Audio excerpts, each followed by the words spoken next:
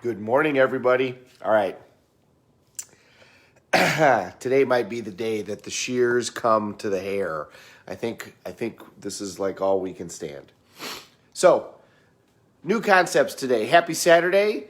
We're going to talk about, at one time I mentioned to you that whatever state that you've ever felt in your life, there's a way that you did that, and there's actually a recipe that you can have that will get you back to that feeling anytime that you want. So let's say that you woke up one morning without an alarm and you were excited and you were ready to jump out of your bed. Well, you have a recipe for doing that. Everybody does. Everybody has a recipe for feeling excited. Everybody has a recipe for feeling depressed. Everybody has a recipe for feeling in love or feeling physically attracted. And we can figure out what those are for ourselves, and we can figure out what they are for other people, and you can utilize those things. So just like you would bake a cake or bake chocolate chip cookies, if somebody has a great recipe for chocolate chip cookies, you could go to them and say, how do you do this? And they could teach you how they do it, and then you can do the same thing, and you could create the same result. So this is something we're not going to do just in one session. It takes a little while, but understand that concept is possible, that in fact, these recipes that you have in order to do certain things are available, and so are other people's. And if you tap into that, it's another way to manage your state and to manage your response to things, so that you are at the control of what's going on in your life as opposed to your life controlling you. You are the cause, not the effect. So, basic concepts first. You have 5 modalities in which you take in the world, and it's your 5 senses, right? You have visual, you have auditory, you have kinesthetic, you have gustatory, and then you have your feelings. Olfactory, which is smell. Visual, auditory, kinesthetic feeling, gustatory taste, and then olfactory, which is smell. When it comes to how you interact with the world, there's really 3 that you utilize most of the time: visual, auditory, and kinesthetic.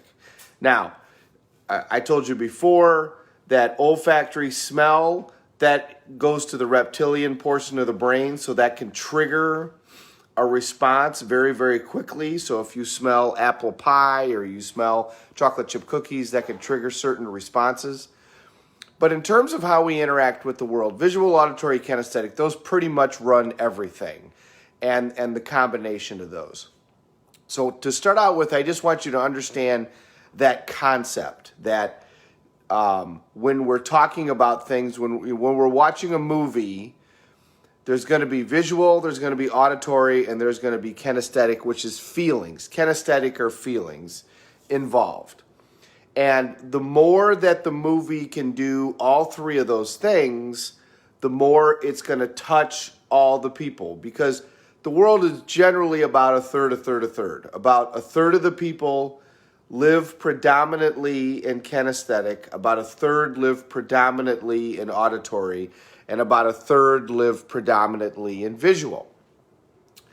So let's talk about all 3 quick and figure out which one is you, and then I'll give you one thing to think about today.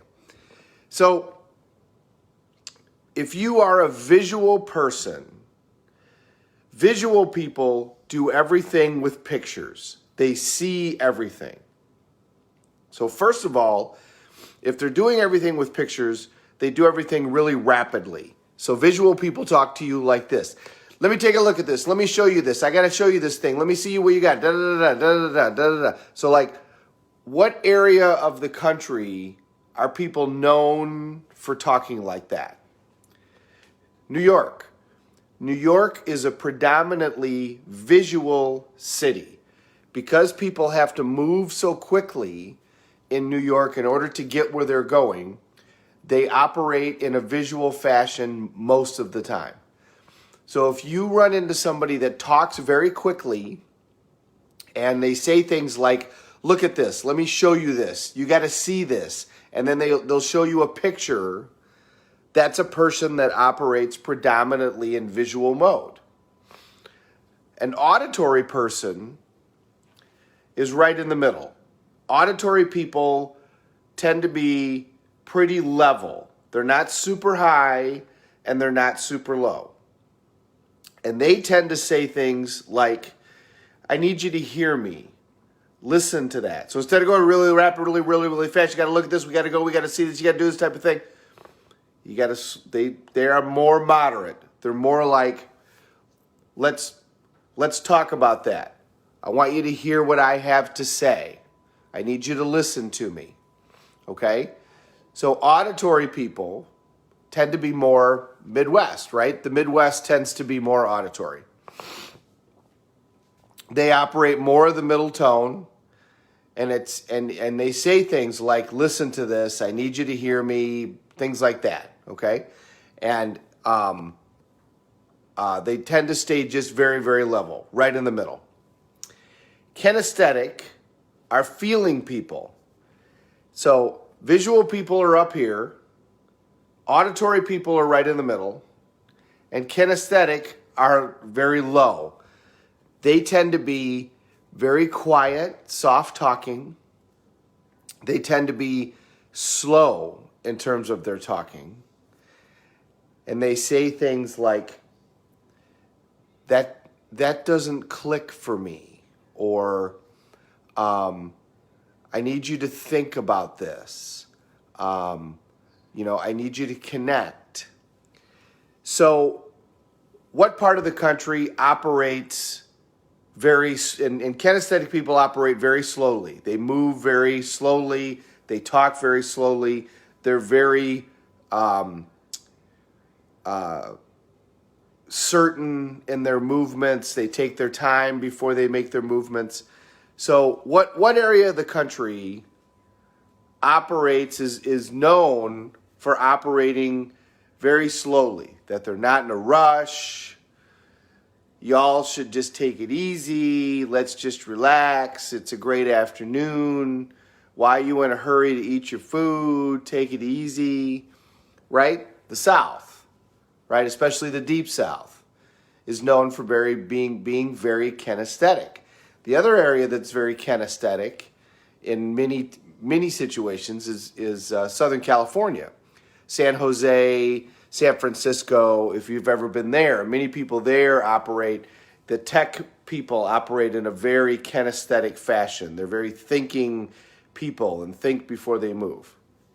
Now, how well do visual people and kinesthetic people get along? So if you've got a person that's standing there talking like this, you need to look at this, let me show you this, we need to move, we got things we got to do, we got things we got to have happen, we got to do this, we got to do that, come on, we got to go.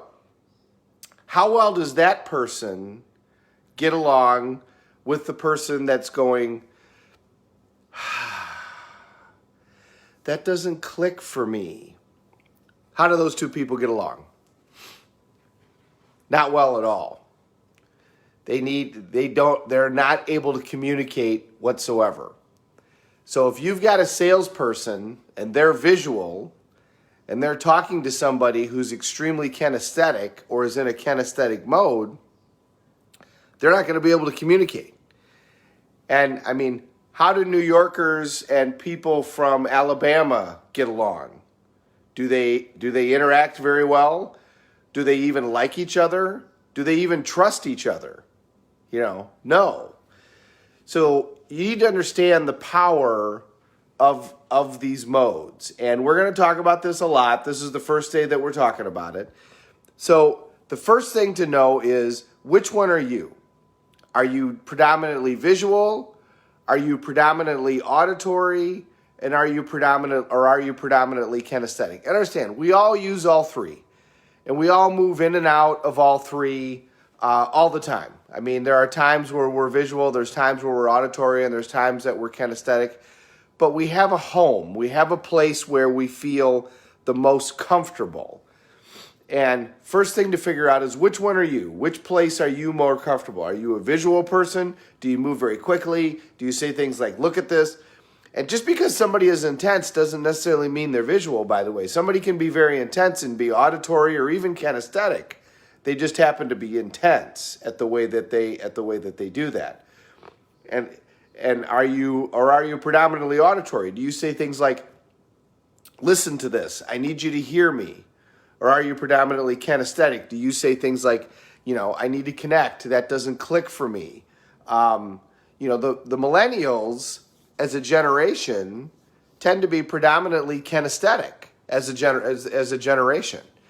So that's one of the reasons why that generation isn't connecting as well. I mean, every generation has a problem with the generations before it, but that generation isn't connecting as well with a lot of the other generations because the two generations before it were either predominantly visual or auditory. They were not kinesthetic. But the millennials as a generation tend to be kinesthetic. That's why they say things like, I'm overwhelmed, or I'm feeling threatened. Those are all kinesthetic feeling. Visual person doesn't feel like that. A visual person loves it when there's more stuff coming at them. They can go faster and faster and faster, and that's actually what they want. But if you're in visual mode and you're trying to communicate with somebody who's in kinesthetic mode, that's not going to work. That's not going to work. So understand what these three things are. Understand which one you are. And then throughout the day, just pay attention to the people that you run into. And you can look at them visually and see people in a visual mode are up, and they're even looking up. Because they're looking at pictures. When you're in a visual mode, you're looking at pictures. People in an auditory mode are very direct. They're forward. And the language throws it off. Listen to this story. That's somebody in an auditory mode. Hey, I have to show you something. Okay, that's somebody in a visual mode. And then the kinesthetic mode, obviously, you can tell, move much slower. They move much slower. They're much more direct. They tend to be a little down. They tend to be conservative with their energy. And they tend to talk softly. That tends to be their nature. So just pay attention to that today. See which mode you live in. See which mode other people live in. And then play with it a little bit. Move back and forth. Now, I told you that there's recipes, and this is a long process to learn this, but I just want to do one thing today. Whenever you have a specific feeling, there's things that you do, visual, auditory, and kinesthetic, in order to create that feeling. There's a specific recipe. So when you feel excited, if you woke up in the morning and you immediately hopped out of bed, didn't need an alarm, and you were excited, there was a specific set of things that you either thought about or felt or visualized or heard in a certain sequence in order to feel that way. I want you just to get a hold of that concept before we start trying to break that down and train for something. But understand, you are at the cause, you're not at the effect. If you've ever felt motivated, you can feel motivated again if you just learn that recipe. And it's quite frankly, once you figure out the process, it's easy. Go back to a time when you felt very motivated, and then think about what you did first, what you saw, what you felt, what you were focused on, and you'll feel those same feelings again. We all have a love attraction. We all have a love strategy or an attraction strategy where right when we see somebody or think about somebody, or there's a process that will be immediately attracted. If you have a significant other, you each accidentally, typically, played the other's attraction strategy when you saw each other.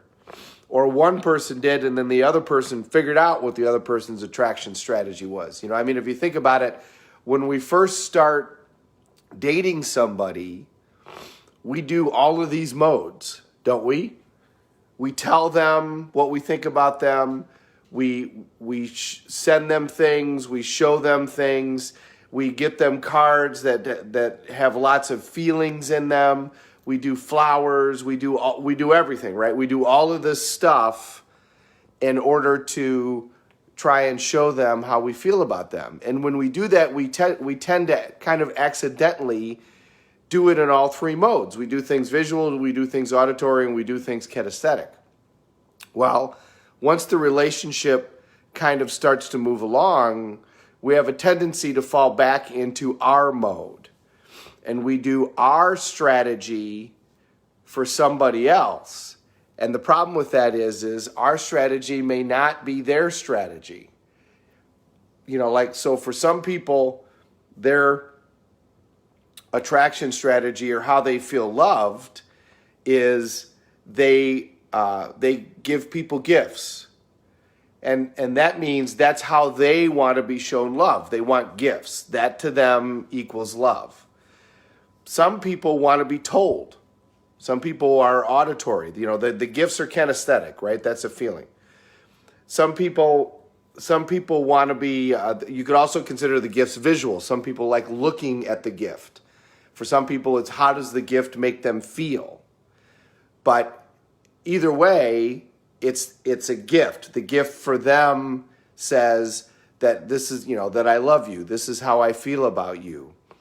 But if that strategy doesn't work for the other person, then it's like, okay, well, that's nice that you got me a gift, but that doesn't do it. Some people, it's auditory. Some people want to hear you say the words over and over again. That's their strategy. It's got to be an auditory strategy. Some people want to be touched. That's how they want to know that you care about them. They want you to touch them. They want you to hold their hand. They want you to touch their back. They want you to touch their leg. They want you to be near them and be next to them. That's a kinesthetic. It's a physical response. So think about that today while you're doing this is what is your attraction strategy? And go back to when you first interacted with your significant other and what was it that they really responded to? If you sent them flowers and they significantly responded to that, when's the last time that you did that? And why was it the flowers? Was it the visual or was it how the flowers made them feel that was the response? And the way that, and you don't, by the way, the way that you get this, you don't just walk up to somebody and say, so why did that happen? Because they won't be in the same mode. They won't be connected to that event, so they won't give you a consistent answer. So you got to take them back to that time. Remember the first time that I gave you flowers, and then you got to make sure that they're connected to that, and then ask them, what was it that you saw or that you heard or that you felt that made that so significant? And they'll be able to then tell you the answer, and then you'll know. Was it visual? Was it because they saw the flowers? Was it because they smelled the flowers? Was it because how the gift made them feel because they were very pretty or nobody had ever given them flowers? I mean, there's a reason, and we all have this strategy. And by the way, once you learn the strategy, you can play it over and over again. It doesn't wear out. So when you learn your strategy for getting up in the morning and having energy, you can do this. And this is what I did. I used to always work out at night. I hated working out in the morning. I couldn't imagine why anybody would want to work out in the morning. And then I had a child. Well, if you have a child, trying to control your day is very, very difficult. So I figured out, I said, well, the only time I can control my day is in the morning. So I'm going to have to learn how to get up in the morning and work out in the morning. So I went back to a time where I was able to get up in the morning and feel a ton of energy. And I went back to that time, learned what my recipe was for that, and then started playing it every morning. And it only took a few weeks, and then it was ingrained. And I was able to wake up in the morning and feel like I had energy and then start exercising. And then eventually that became the habit. So when you find these recipes, you can use them. So to end this one today, gave you a lot. 3 modes: visual, auditory, kinesthetic. Those are the 3 modes that people operate in. There's 2 other senses that you take in the world, but typically nobody operates in those senses. It's those 3 modes. We all use all 3 of them, but you have a home. You have a mode that you predominantly operate in. So think about that. Figure out what your home is. What mode do you predominantly operate in? And then as you, well, we're not really interacting with anybody these days, but watch on television or watch a movie and see who's in visual mode, who's in auditory mode, and who's in kinesthetic mode. And by the way, the most successful movies, songs, they use all three. And that's why they're so successful. And they use all three effectively. And ones that use only a few or one successfully can still be successful because they'll dramatically impact a third of the population. But the ones that use all three are incredibly successful. And at some point we'll go back and we'll look at some movies and some songs that use all three modes. But I wanted to leave you with one thing today. There's a way to feel certain, like you've made a decision and there's no other option. There's a way to feel absolutely certain using your body every time, and it's with your chest. So I want you to, if you can, if you're not driving or doing anything crazy, I want you to stand with your legs shoulder width apart, power stance, Superman stance, stand like you got a cape, and touch your chest. And I want you to stand and raise your chest up and think to yourself, how does it feel to feel absolutely certain? To feel like there's no other option other than the one that you've made, that you know that you're going to rip through this, that you know that you're going to just tear this up, that nothing else is going to happen other than what you, in fact, are going to make happen. I want you to raise that chest up and feel that feeling of certainty. When the chest is up here and you're focusing on only what's going to happen, you know the outcome that you're going to create, that you know for a fact that you're 100% certain it's going to happen. Now, I want you to take your chest and just drop it a little bit, just to hear. And notice the difference. Just that little bit of drop goes to hope. So if you're here, you're certain, and if you just drop slightly, if you're consistent with that feeling, meaning you're putting it into your head, this is going to be hope, and this is going to be certain. Those 2 little millimeter shifts in your physiology can change everything in terms of the way you feel. And that's the case for everything. That's the case for excited. That's the case for love. That's the case for determination. That's the case for confidence. You know, there's a reason they have people now do the Superman stance. They've learned that it creates it's a chemical response in your body. This isn't just mind over matter. This is a chemical response that happens to your body when you put yourself in these certain physiologies. So after we get off our meeting today, stand and raise that chest up. Feel like a string is pulling it up to the ceiling. And this isn't like, walking around like a peacock, but when you are absolutely certain your chest is up here. So stand there for just a minute after we get done and think about the goals that we set a long time ago and look at them as though there's no other option, that's absolutely going to happen. That in fact, those goals are going to be met by the day that you set that they're going to be met, by the deadline, and feel that feeling of incredible certainty. Like whatever is going to come in your way, you're going to rip that apart and you're going to make this happen. For whatever reason why you did a long time ago, feel that feeling of certainty in your chest. Put that feeling in your body and just feel it. 5 or 10 minutes, feel absolutely certain. And feel what that feels like. And then just for experimentation, just drop your chest and see what the difference is and see what you feel like. And then raise it back up.